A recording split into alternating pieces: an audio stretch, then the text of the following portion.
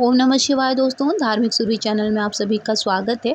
कहते हैं कि माता पार्वती जो है वो प्रकृति में विराजमान है। हर एक भगवान शिव जो है वो कण-कण में विराजमान है और माता पार्वती जो है वो प्रकृति में विराजमान है। तो जब भी नवरात्रि पड़ती है तो प्रयास करें कि 3 चीज़ों का पेड़ आप ज़रूर लगाएँ। चाहे अपने घर में लगाएँ या कहीं मंदिर परिसर में लगाएँ। मंदिर में अगर आप लगाते हैं, देखिए लाभ तो है दोनों का ही। घर में लगाते हैं तो आप देखभाल करते हैं, अपने घर के भगवान को चढ़ाते हैं, उसका भी लाभ है।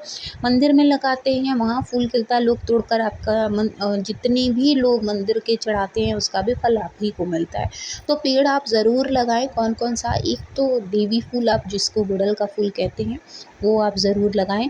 कहा जाता है कि जब ब्रह्मचारिणी माता ने अपनी तपस्या शुरू की थी तो तपस्या में सबसे पहले उन्होंने फलाहार करा था। कुछ फलाहार किया करती थी, मतलब फलों का। उसके बाद फिर जो है उन्होंने बेल पत्र को खाना शुरू किया, सूखा और हरा दोनों ही फॉर्म में उन्होंने इसको ग्रहण किया था। तो एक बेल पत्र आप ज़रूर लगाएँ।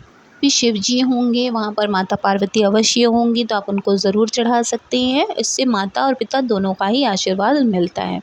इसके बाद एक फल कोई भी, चाहे वो अनार हो, सेब हो, केला हो, कोई भी एक फल का आप पेड़ ज़रूर मंदिर में या अपने घर में ज़रूर लगाएँ। क्योंकि एक फूल, एक पत्ती और एक फल जब हम अपने घर में या मंदिर परिसर में कहीं भी लगाते हैं, उससे किसी एक भी व्यक्ति का फल पूरा होता है, उसकी मनोकामना पूरी होती है, तो उसमें आपका भी सहयोग होता है। और माता पार्वती और भगवान भोलेनाथ हमेशा सभी के लिए, पूरे परिवार के लिए वो चाहे आप उनके पुत्र को देखिए, गणेश भगवान जो घर में शुभ लाभ देते हैं, रिद्धि सिद्धि देते हैं। माता लक्ष्मी की कृपा हमारे ऊपर बरसती है जहाँ पर भगवान गणेश होते हैं। तो माता पार्वती अखंड सौभाग्य देती हैं और भोलेनाथ तो सब कुछ देते हैं, यहाँ तक कि मोक्ष भी देते हैं। तो बहुत ज़रूरी है कि आप ये 3 फूल, पत्ती और फल, ये 3 पेड़ ज़रूर लगाएँ। इसके अलावा देखिए 9 दिन आप व्रत करें या ना करें, कोई बात नहीं। चाहे आप पहला आखिरी रह रहे हों या नहीं भी रह रहे हो, नवरात्रि का दिन इतना शुभ होता है ना कि इसको एज़ अ फेस्टिवल देखने की बजाय कि 9 दिन का, मैंने बहुत सारी वीडियोज़ देखी है जहाँ पर लोग हरा सूट पहनकर खड़े हो जा रहे हैं, हरी साड़ी पहनकर खड़े हो जा रहे, ज्वेलरीज़ पहन रहे, ये सब नहीं। पूजा पाठ मन लगा कर करिए ना। कोई बहुत सारी वीडियोज़ तो ऐसी है जहाँ पर मंत्र उच्चारण तक नहीं बताते हैं कि आपको कौन-सा मंत्र करना है या कौन-सा नाम जप करना है। वो लोग कुछ भी नहीं बताते हैं कि आपको पढ़ना क्या है, सिर्फ़ आप ये पहनिए, वो पहनिए, ये भोग लगाइए, वो ये सब के चक्कर में मत पड़िए। सिर्फ़ और सिर्फ़ सीधी साधारण सरल पूजा करिए, जहाँ पर आपको माता की कृपा, प्रभु का आशीर्वाद हमेशा मिलता रहे। कपड़े आपके पास हैं तो पहनिए, नहीं है तो आप लाल, पीला, सफ़ेद कुछ भी सब माँ का, सिर्फ़ काला, हमारे हिंदू धर्म में काला रंग जो है वो निषेध है। बाकी आप कोई भी रंग के कपड़े पहन सकते हैं। रंगों में भी माता पार्वती विराजमान होती हैं, तो रंग हमारे यहाँ कभी मैटर नहीं करते थे। और वैसे भी लाल और पीला हमारे यहाँ पूजा पद्धति में हमेशा से शुभ ही माना गया है, ठीक है? तो आप रंग को इतना प्रेफ़रेंस देने की ज़रूरत नहीं है कि आपको रंग ही पहनना है। बहुत सारी वीडियोज़ वायरल हो चुकी हैं, 9 रंग 9 भोग, 9 रंग 9 भोग, ऐसा कुछ नहीं है। आपको जो चढ़ाना है, आपके पास जो है, आप चाहें सिर्फ़ शक्कर चढ़ा दें, मिश्री चढ़ा दें, लौंग इलायची चढ़ा दें, वो सिर्फ़ आपकी श्रद्धा की भूखी हैं। बाकी उन्हें उन्हें हम क्या देंगे? हम लोग उन्हें कुछ दे ही नहीं सकते। हम खुद उनसे लेने के लिए बैठे हैं, हम उन्हें क्या ही दे पाएँगे ना?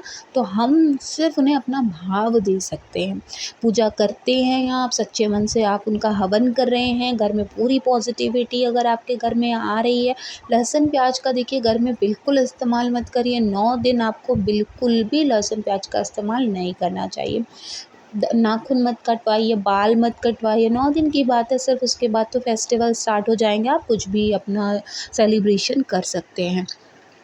जो दीप आप जलाते हैं, आपने जैसे अखंड जोत नहीं जलाया है, तो जो दीप आप जलाते हैं उसमें 4 दाने, सुबह शाम दोनों टाइम प्रयास करें। आप ना देसी घी का जलाएँ तो तिल का तेल डालकर जलाएँ, उसमें 4 लौंग ज़रूर डालें, ठीक है? और 3 घंटे तो आपके घर में जले ही जले, सुबह भी और शाम को भी, ठीक है? ये आप ज़रूर प्रयास करिएगा। इसके अलावा आपके घर में जो आप दैनिक पूजा करती हैं, जैसे भगवान विष्णु हैं, हनुमान जी हैं, तो आप एक देसी घी का बाती आप उनके मंदिर में भी, उनके पास सब लिए भी आप जला जला सकते हैं। माता रानी के लिए आप एक दिया ऐसा लंबा थोड़ा जलाएँ, थोड़ी देर तक जलता रहे, ठीक है। उसके बाद आप हवन करिए, जो भी सामग्री आपके पास चढ़ाने के लिए है वो आप चढ़ाइए। कोई ज़रूरी नहीं कि आपको बहुत ज़्यादा चीज़ों को चढ़ाना है, ऐसा कुछ भी नहीं है। आपके पास जो है श्रद्धा भाव से बस वो चढ़ाइए। भगवान शिव की उनके साथ पूजा करिए। वैसे तो ये जो समय है 9 दिनों का जो माता रानी का है, उसमें भगवान कार्तिकेय की भी पूजा होती है, क्योंकि हम लोगों के इस तरफ साउथ में उन्हें बहुत ज़्यादा, आप जाएँगे तो भगवान कार्तिकेय के आपको बहुत बड़े-बड़े मंदिर दिखेंगे। इतना हम लोगों की तरफ उनके इधर हम लोगों की साइड में इतना नहीं होता। भगवान गणेश की पूजा करते हैं हम लोग, और माता लक्ष्मी और विष्णु जी की, माता पार्वती शंकर भगवान की पूजा करते हैं हम लोग। लेकिन यहाँ से जब अब आगे की जो पूजा बढ़ती है उसमें भगवान कार्तिकेय का भी वर्णन आता है। तो जैसे हमारे पास अगर फ़ोटो नहीं है, श्रीराम कार्तिकेय की फ़ोटो नहीं है, तो शिवलिंग में हमेशा श्रीराम कार्तिकेय को स्थान दिया गया है। तो आप शिव जी की पूजा साथ ही साथ ज़रूर करें, ठीक है। बात करते हैं कि पाठ क्या करें। देखिए, जो लोग पढ़ पाते हैं, संस्कृत जिनकी अच्छी है, उनको तो पूरा संस्कृत में अगर वो पढ़ पा रहे हैं तो ज़रूर पढ़ें। नहीं पढ़ पा रहे हैं, आप हिंदी में पढ़ लीजिए। कुछ ही जो पाठ हैं वो थोड़े से लंबे हैं, नहीं तो सब जल्दी ही, अगर आप हिंदी में भी अच्छे से पढ़ते हैं तो ख़त्म हो जाते हैं। इसके अलावा आप अगर जैसे समय नहीं है तो सिद्धि कुंजिका स्तोत्र का भी पाठ कर सकते हैं, वो भी संस्कृत से ही है तो। और कुछ नहीं तो आप सिर्फ दुर्गा चालीसा का पाठ कर लीजिए, माता भगवती के 108 नाम का जाप कर लीजिए। इससे ज़्यादा सरल कुछ भी नहीं। आप देवी सूक्ति कर सकते हैं तो आप देवी सूक्ति सुबह शाम कभी भी एक टाइम बैठकर ज़रूर पढ़िएगा। ऐसा करने से ना 9 दिन माता रानी, बस आप मन का अपना कनेक्शन भगवान माता रानी के सामने बैठकर ज़रूर करें। रुद्राष्टकम का भी पाठ साथ में ज़रूर करें। उसके बाद जैसे दिन के हिसाब से, जैसे सुबह आपने माता रानी के लिए कर लिया, आज शुक्रवार का दिन है, आज आपने माता रानी के लिए सुबह कर लिया। अगर आप देवी सूक्ति पढ़ते हैं तो उसमें भी या देवी सर्वभूतेषु लक्ष्मी रूपेण संस्थिता, क्योंकि दूसरा जो अध्याय है उसमें भी माता लक्ष्मी का इसमें वर्णन आया है। तो आज के दिन आप चाहें तो माता लक्ष्मी की भी आरती ज़रूर करें। तो ऐसा करने से आपको माता लक्ष्मी की भी विशेष कृपा ज़रूर मिलती है। अब बात कर लेते हैं कि माता दुर्गा का, अगर लक्ष्मी जी की आरती कर रहे हैं तो कैसे माता दुर्गा की आरती करेंगे। तो सुबह शाम दोनों टाइम आरती होती है। आप किसी भी टाइम में, एक टाइम माता लक्ष्मी की कर लीजिए, एक टाइम माता दुर्गा की कर लीजिए, दोनों लोग की हो जाएगी। माता तुलसी के यहाँ दीपदान अभी से ही करना, वैसे भी आपको साल भर करना चाहिए, क्योंकि माता तुलसी साक्षात लक्ष्मी का रूप है, विष्णु प्रिया हैं, तो आप उनकी पूजा अवश्य ही किया करें। वो सारे आपके घर में जो सबसे पहला, अगर कोई भगवान न करे किसी के घर में दुख मुसीबत आए, वो सबसे पहले अपने ऊपर ले लेती हैं। और हम सब जितने भी सनातनी हैं, तुलसी भी सूखती हैं तो हमें बहुत दर्द होता है।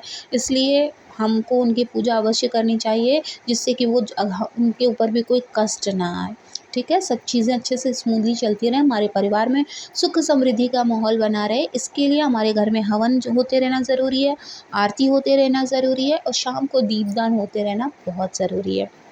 कुछ चीज़ें हैं, ये सारी चीज़ें जब आप करने लगते हैं नवरात्रि के खास दिनों में, तो आपके जो है दिन बदलने लगते हैं, भाग्य प्रबल होता है, भगवान के आप नज़र में आते हैं, उनकी कृपा बरसने लगती है। तो आई होप कि आपके लिए ये वीडियो बहुत यूज़फुल रही होगी। वीडियो अगर आपको अच्छी लगी हो तो प्लीज़ चैनल को ज़रूर सब्सक्राइब कर लीजिएगा। साथ ही वीडियो को लाइक और शेयर करना ना भूलें, ताकि हम आपके लिए हमेशा ऐसी ही जानकारी वाली वीडियोज़ लेकर आते रहें।